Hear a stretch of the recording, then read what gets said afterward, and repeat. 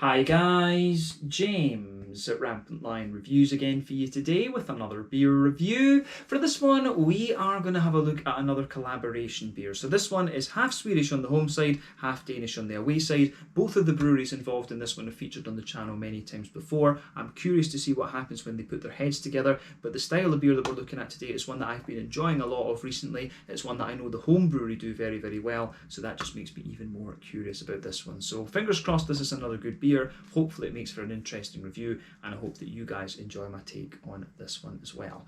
So yeah, for this review then, we are going to go down to Malmö, which is about 15 k's or so to the south of me here in Lund, something like that, and we're going to have a look at another beer from Hyllie Bryggeri. So this particular beer is called the Moriskan Kellerpils. It comes in at 4.9% ABV, and this one is a collaboration with Mikkeller, the famous Danish gypsy brewery originally from Copenhagen. And I think specifically it is a collaboration with the team at Mikkeller Moriskan in Malmö. So yeah, for those of you who don't know, the Moriskan bar is opened up every summer by Mikkeller, and it's in the Folkets Park, which is really, really nice, and I do recommend that you go and check it out. Actually, I need to try and get an out and about video filmed there at some point, so I need to find a quiet evening that I can get in there. It's still a little bit difficult, of course, with all the COVID restrictions and things, but yeah, that is an out and about video that I do want to try and get filmed.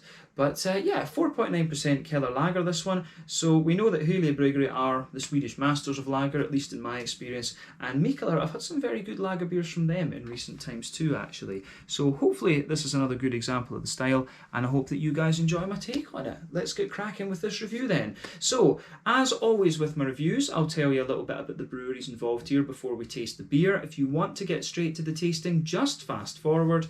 All the usual links are in the video description below. That's the brewery website, the link to my other reviews that I've done, both from Hyllie Bryggeri and from Mikkeller, and you will no doubt see more added to both of those lists at some point in the near future. But there's all the usual social media down there. If you want to see more reviews, do please consider subscribing to the channel. The whole channel, of course, has a geography-based tagging system, so you can go into the homepage and search for beer based on country, city, state, county, province, prefecture, whatever it is you happen to be interested in. Do check out the playlists of beers from different countries. There is one there for all the Swedish beers that I've reviewed for you, and another one for all the Danish beers. This one will appear in both because it is dual nationality. And as always, please do get in touch and let me know some of the other beers and breweries that you guys would like to see me review. It's always great to hear from you guys that are watching the videos, and the support that you show the channel is hugely appreciated. So anyway, on to my brewery notes then, to tell you a little bit about the breweries then, and we'll start off with Hyllie Bryggeri, since these guys are the home brewery. So, Hyllie Bryggeri, as I've told you before, started off as the homebrewing experiments of Michael Napthorst, who's originally from Vintria, a few minutes to the south of Hyllie in southern Malmö. But for a number of years, he was a home brewer, and he built up his own brewery in his garage, where he was experimenting with lots of different beers and brewing with his friends. But he started brewing in his garage back in around 2013. But he worked for a number of years in the plumbing industry, and for a period of time he was working for 4 days as a plumber and then 1 day with the brewery. But he's also good friends with Torsten Ekne, who is the original owner of Beer Ditch in Malmö, a very good beer bar that I do recommend that you check out. That's another place I need to do an out and about video. But when Beer Ditch began, Torsten encouraged Michael to, turn professional, and so Michael decided that he was going to turn his garage brewery into a proper brewery and register the company officially, and he did that, registering Hyllie Bryggeri in 2015. So these days, Michael is joined at the brewery by Erik Fritihoff, who is a partner of the company, and he is also mainly dealing with the sales and marketing side of things, but he's one of the founders of the Great Swedish Beer Festival. But in 2019, they joined forces with Psychopipes and Limhamns Bryggeri to form a new company that owns a building, and it was there that the three companies were brewing their beer for a short period of time. They had a 1,000 litre brew kit, but unfortunately this arrangement only lasted a few months, and then Hyllie moved out to a farm near Vintria, because I think the whole thing just didn't work out and it was a bit chaotic for them. But throughout 2020 they were contract brewing a number of their beers, but they invested in a new premises in Malmö very close to the central station, and that has been equipped with a 2,000 litre brewing system, and they're now brewing there, which is great. You might have seen my out and about video that I did at their tap room. But they've recruited Johan Lagerkrantz as their head brewer, who is Swedish but spent a number of time a number of years, sorry, I should say, a length of time in New Zealand. I think it was about 5 years that he spent down there, and they also opened up their tap room there, and you'll find it on Stormgatan, as I say, right next to the central station. But as of August 2021, when I'm filming this review for you, these guys have produced around 80 different kinds of beer, and if I was to recommend beers from these guys, it would be the Skånsk Lager and also the the Skånsk Lager and the Hyllie West Coast IPA. Their New England stuff is very, very good as well, but you know, those two beers are the ones that will always kind of stick in my memory. Nostalgia. I think that's one of the things when you pick your favourite beers, you know, it's always a bit of nostalgia that comes into play as well.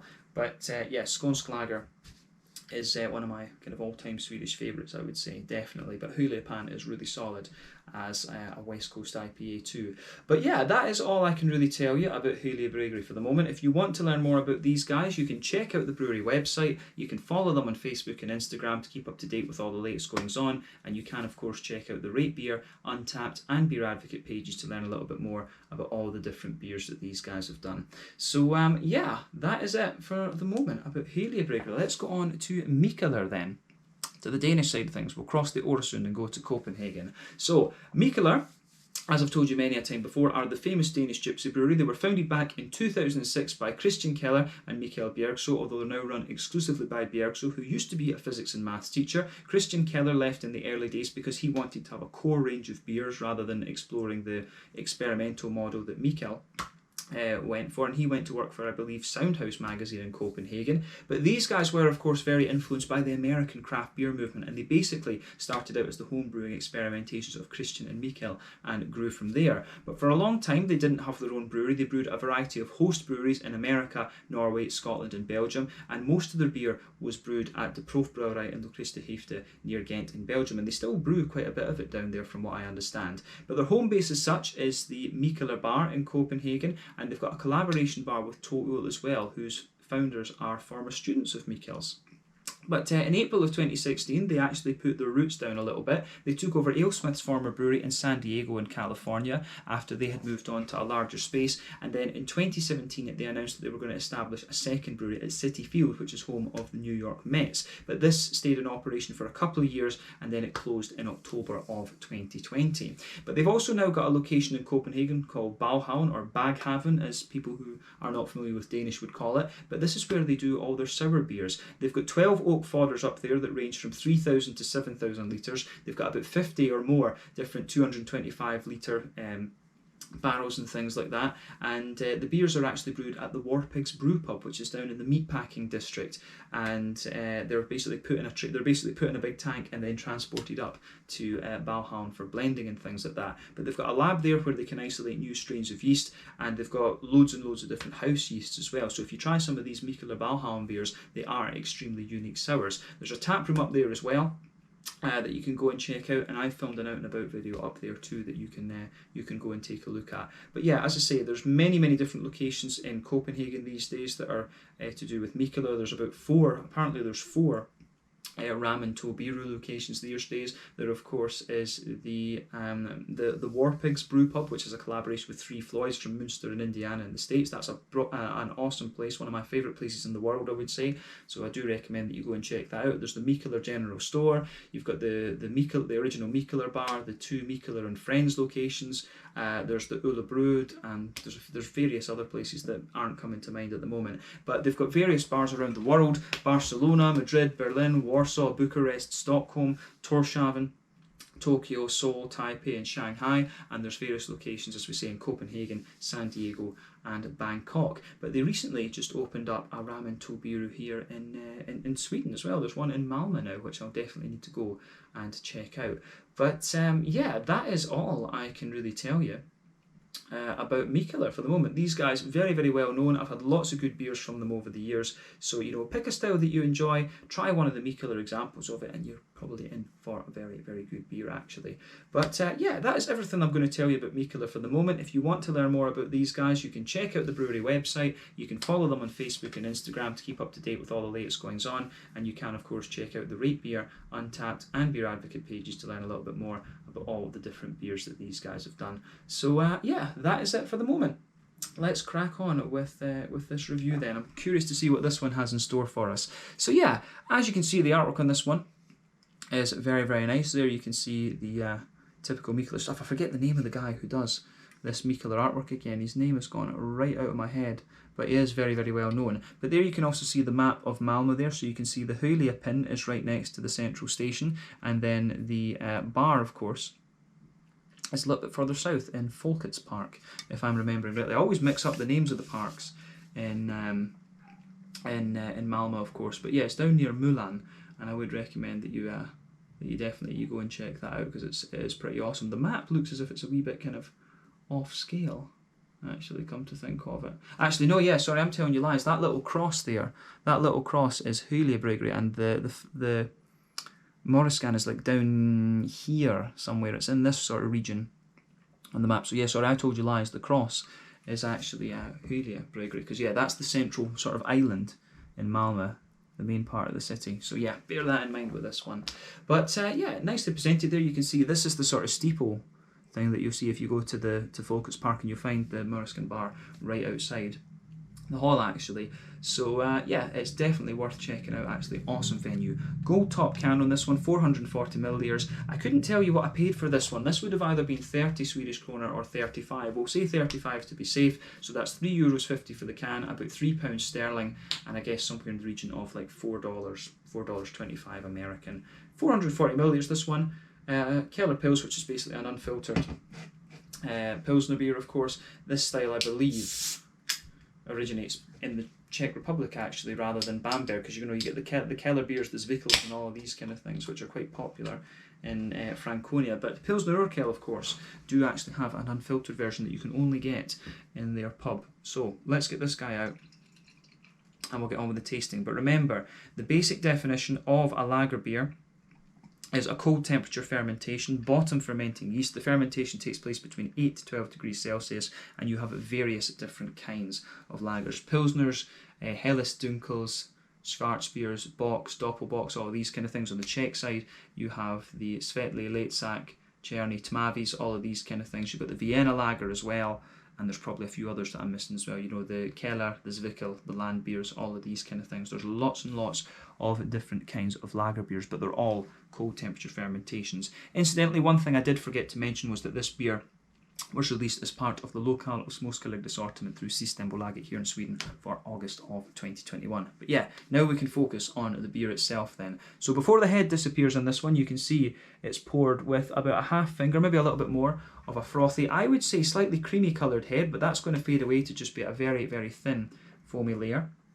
But you can see the colour of this one is a lovely, very, very bright yellow. It looks very much like, you know, a Helles or something like this, and this isn't out of the ordinary for a sort of Keller Zwickel type beer. The Keller and Zwickel, of course, are quite close to each other. If I remember rightly, I think the Zwickel is a little bit weaker and the Keller is a little bit kind of more boozy and hoppy, if you like, but they're always very low alcohol content, you know, less than 5%. But yeah, certainly looks the part of this one. Lovely little bit of natural haze. You can see that if I put my fingers behind the glass there. But yeah, lovely kind of bright yellow colour. One or two big bubbles sticking towards the side of the glass. A few little ones going up towards the bottom of the head there. But I mean, overall, it looks very, very nice. Actually, a lovely, you know, a lovely kind of a lovely, interesting colour on this one, actually. But yeah, nothing out of the ordinary for a Keller beer. I think it's about time we had a look at the aroma of this one, and just to see how we get on. So yeah. Yeah. Now, I'll point out, with this style of beer, this isn't something that I expect to be fancy or out there or anything. What I look for in these sort of lager beers is authenticity and drinkability. And we know, as I say, we know that Hyllie, these guys, at least in my experience, are the best lager brewery in Sweden. But do give me some recommendations if you have others that are up there with Hyllie Bryggeri. And in fairness, Benchwarmers had a very, very good Pilsner last month, actually. And I have had other good lagers from other breweries as well, I would say that. But yeah, this one is very, very nice. So straight away with this one, you can smell that authentic sort of German kind of malt, that sort of wet, white bready kind of thing. There's a wee bit of a kind of bread crusty quality to it as well, which is very nice. You can smell one or two little kind of biscuity elements to it also. So a nice kind of McVitie's digestive biscuity sweetness coming out of this one. You get the sort of sweet, kind of almost syrupy type note out of it in the middle of the nose, but you can get the more kind of grainy, biscuity types of things as well coming out of this beer. So again, I really like how this goes together. Soft, kind of wet white bread, which is typical of these sort of Zwickel Keller type beers. And incidentally, Keller, for those of you who don't know, is basically cellar in German, so it's basically a cellar beer, if you like. Unfiltered, yeasty is the typical characteristic. But yeah, lovely, soft, wet, white bready notes in there. You can get some of the yeastiness to it as well. As we say, bit of bread crust, some sweet McVitie's digestive biscuity notes in there, both on the syrupy side and on the kind of grainy side of things too.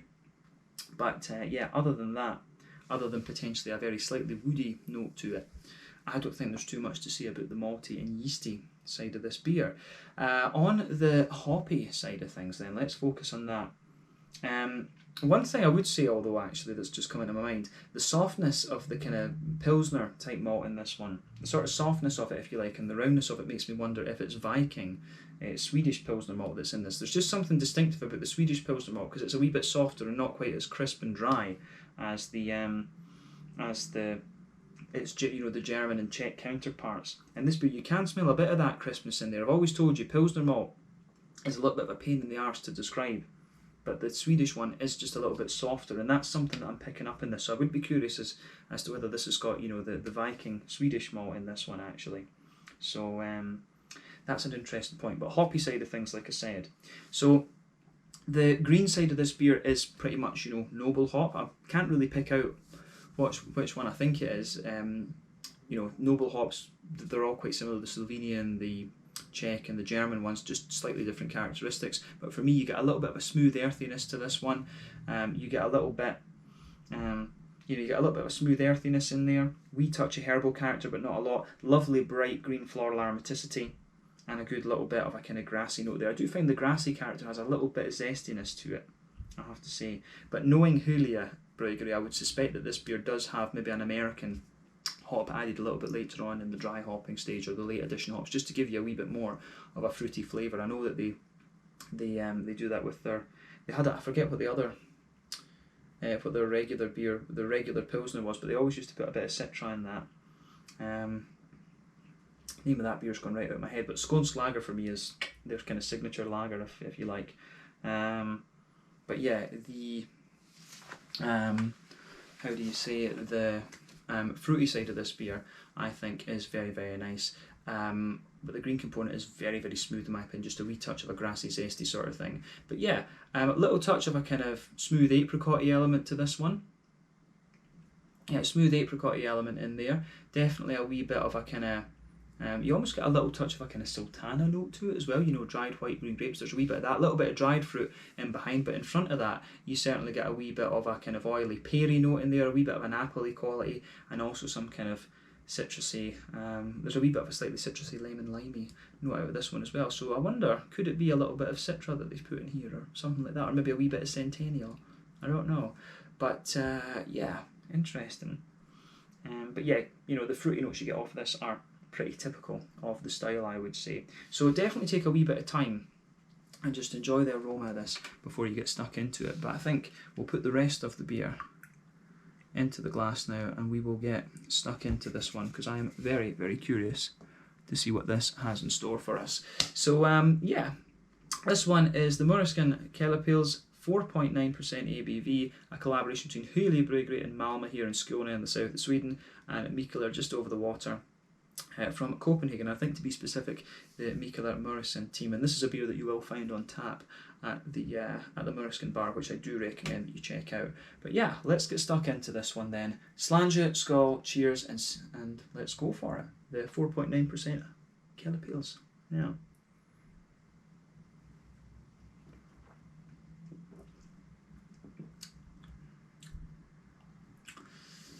Yeah. Again, as I say, with these beers, you look for authenticity, and you know, Hyllie I just have right on the head. These guys are an awesome, awesome lager brewery. Their IPAs and stuff are good as well, don't get me wrong on that. But I think when I really started to try more beers from Hyllie Bryggeri, it was just when I was going through a lager phase, and so the lagers are the ones that have kind of stuck with me. But this is, again, just right on the money for the lager style. So again, a massive thumbs up to Hyllie Bryggeri. These guys are definitely one of the breweries to keep an eye on. in Sweden at the moment, for sure.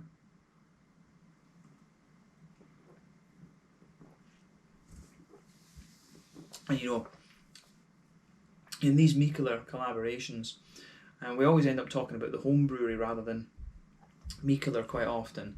And I think that's just it, because you know, Mikkeller have done so much, it's kind of hard to pinpoint exactly what their kind of style of brewing is, unless you go, for example, to some of these Bauhaus beers. But yeah, so you know, we end up in these collaboration reviews always focusing on the sort of home brewery, if you like, and that's probably what's going to happen here, because I really enjoy the Hyllie lager. So I'll apologise for that in advance, but you know, as I say, Hyllie have, you know, knocked this one out of the park again. It's not a million miles away from the Skånsk lager, actually. It's not a million miles away from that, but again, it's just really nice. And I do find this one a wee bit more kind of crisp, if you like, into the aftertaste, maybe a wee bit smoother than Skånsk lager, but again, it's a big thumbs up from me. I certainly wouldn't hesitate to drink this again.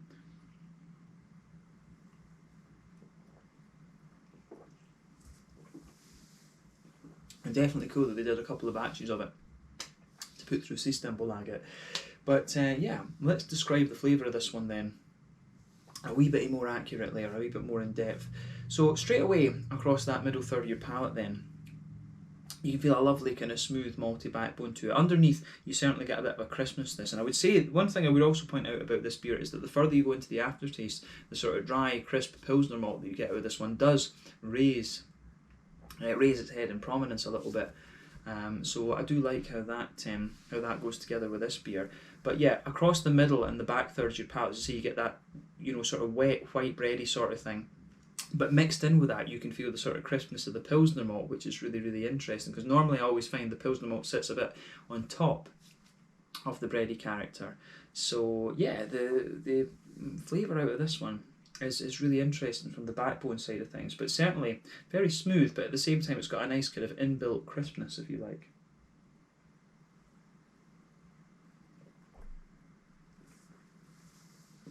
So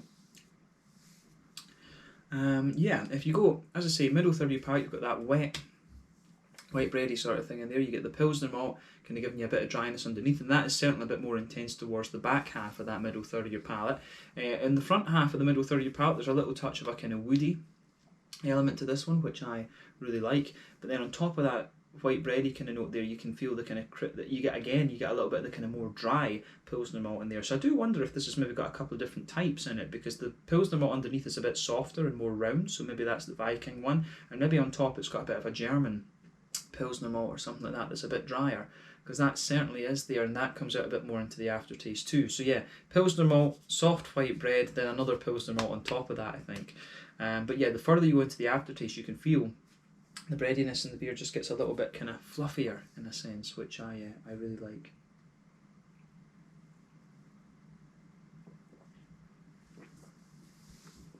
So, on that note, on that side of things, if you focus just on top of that bready note in the middle of your palate, you can feel there's a wee bit of a kind of oily, there's a little bit of a more kind of oily, biscuity type note out of this one, so you can feel it's like that oily McVitie's digestive sort of thing there, and as you move out towards the edge of that kind of thing, you get more of a kind of grainy McVitie's digestive biscuit. So it's all about the McVitie's digestive biscuits in this one, and that's the boozy character of the beer, of course. At 4.9% you are certainly going to get a little bit of booziness out of this one. But the malt base in this beer is quite straight shooting. I do like how it goes together. Pilsner malt underneath, bit of woodiness, the kind of wet bready note in the middle, and then you've got some of the Pilsner malt, the kind of biscuity sweetness on top of that, and the kind of crispness towards the back of that middle third of your palate there too. So again, I like how that goes together.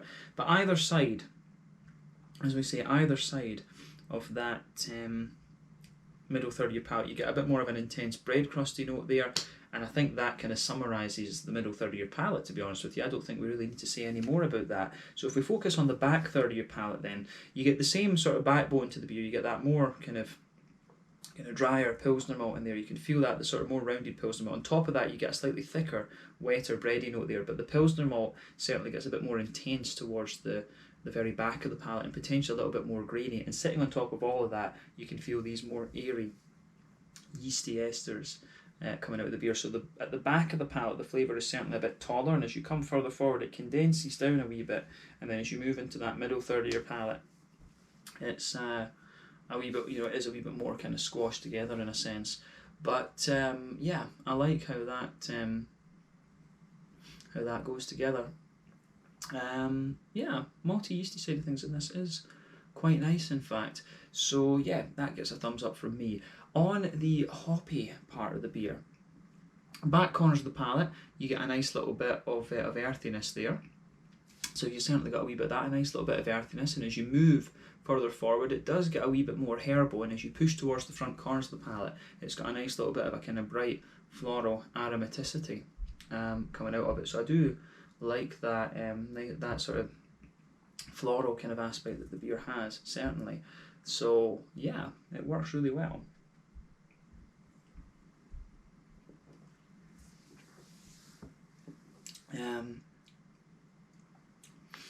Yeah, I think in terms of figuring out what noble hop it is that's in this one, I think it might be a slightly higher alpha acid German hop. I do wonder, could there be a little bit of saphir in this one? I've had a few beers that I know that have had saphir in them, so I'm wondering that about this. Maybe saphir or a little bit of Hercules or something like that. Because yeah, the green component has got a very bright floral aromatic note to it, and this one it's not spicy, but certainly a bit brighter. So could be a bit of saphir that's in this. Around the front curve of the palate as well, it's got quite a nice big zesty kind of grassiness to it, and again that's something that's making me wonder, saphir or Hercules. It's not quite spicy enough, I think, to be the Czech Sats or whatever. Czech Sats is a little bit more just kind of straight up spicy than this. So I think saphir, and I think there is an American hop in here as well. Probably a little bit of Citra. There's just something familiar about this beer, and I know that these guys like to put a bit of Citra in their Pilsner beers. So yeah, there's something about that because you get a wee bit of lemon limey character, but we'll come to that just now. But yeah, the green component of this one, wee bit earthy as I say, a little bit herbal, and it gets quite bright and floral, then a good little bit of zesty grassiness on the kind of front curve of your tongue, if you like. But front third of your palate then. So border region again between front third and middle third of your palate, you get a wee bit of bready build up in there and a slightly more intense bread crust, and then the base of that front third of your palate, there's a smoother white bready character to this one, which I do like. But then sitting on top of that, you get that nice oily bubble in there, which I can certainly enjoy, and that's where you get all the fruity, juicy esters rolling their way out of the beer. So just behind that, you get a little bit more of a kind of, you can feel a little bit of an apricot note in there. Potentially there's a wee tiny touch of a passion fruit, and that makes me wonder again about Citra. So there's a wee tiny bit of passion fruit there, wee bit of mango on top of that, but I certainly get a bit of a kind of drier, I certainly get a little bit of a kind of more dried apricot note in there, and potentially a wee bit of a kind of sultana type quality. But as you move towards the kind of front half of that front third of your palate, there's a wee bit more, there's certainly a little bit more kind of oily peary character coming out of the beer, and then as you just move towards the very tip of the tongue, I think it's a wee bit more lemon limey, and again I think Citra. The other alternatives could be, a bit of Equinaut or Motueka to give you lime, or Centennial to give you a little bit of a lemon, but Citra would be the obvious candidate because it can give you both, to be honest. And I know, as I say, that these guys like Citra, so I think there's a wee bit of late addition or dry hopping with Citra going on in this beer. But overall, as a Kellerpils, I think this one is really nice. It gives you the nice kind of crispness you want from the sort of the Pilsner side of things, but it also gives you a bit more of that yeasty, smooth, unfiltered type character from the Keller side. So this one finds a really good balance, and again, it's just a really bloody solid lager from Hyllie Bryggeri, and we know that they do these very well. So yeah, I think we can round off the tasting section then with the mouthfeel.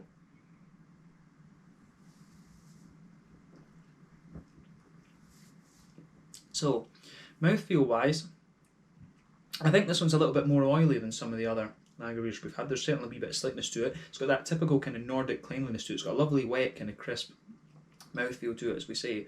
But a nice kind of smooth, a lovely sort of smooth character to it, as I say. Lovely sort of, it's just got a lovely smoothness to it, this beer, because of the Keller aspect to it, but at the same time, it's got a really lovely crispness to it. I'm saying lovely a lot in this review. But yeah, I think top end, the light bodied for me, crisp carbonation, very smooth mouthfeel. I think it's got a wee bit of zip and bite to it, which you want. So the malt base in this one, as we say, is quite smooth, but at the same time there's a lot of crispness to it. I think the smoothness really is coming from the yeasty side of the beer more than anything. There's a little touch of sweetness to it on the hoppy side of the beer. I think this one might be a little bit more hoppy, you know, about 30 IBUs, something like that, 25, maybe 30. Kind of along the same lines as Pilsner Urquell, which will give you a wee bit more of a hoppy bitterness. But then you've also got that kind of grassy, zesty character to this one as well, working away, which is good. But yeah, it certainly does the trick, this one, for me. A little bit of dried fruit, a little bit of a kind of more oily, zesty, citrusy fruit, but it certainly works very, very well. So a big thumbs up to both Hyllie Bryggeri and Mikkeller Moriskan for coming out with this one. So yeah, really enjoyed this. I think we can leave it there. So yeah, this one was the Moriskan Kellerpils, 4.9% ABV. Lovely, lovely lager beer. Not a surprise from Hyllie, of course. But yeah, this is one that I would definitely recommend you check out. We've got quite a few lager beers to work our way through this month from the local Moriskan. So yeah, I hope you continue to enjoy these reviews. But yeah, let's leave it there. Once again, thank you for watching my beer reviews. Until the next time, please like, subscribe, share, all the usual YouTube stuff. Let me know your own thoughts on this beer in the comment section below. Let me know what your favourite beers are from Hyllie Bryggeri and from Mikkeller as well. We will no doubt return to these guys at some point in the near future. But as I say, thank you again for watching. Check out my social media. Check out check out Moriskan, Mikkeller and Hyllie Bryggeri social media. And we'll see you guys with the next one. The Moriskan Kellerpils, 4.9% ABV. Lovely, lovely beer, this one. Sláinte, skål, cheers, and catch you guys in the next review.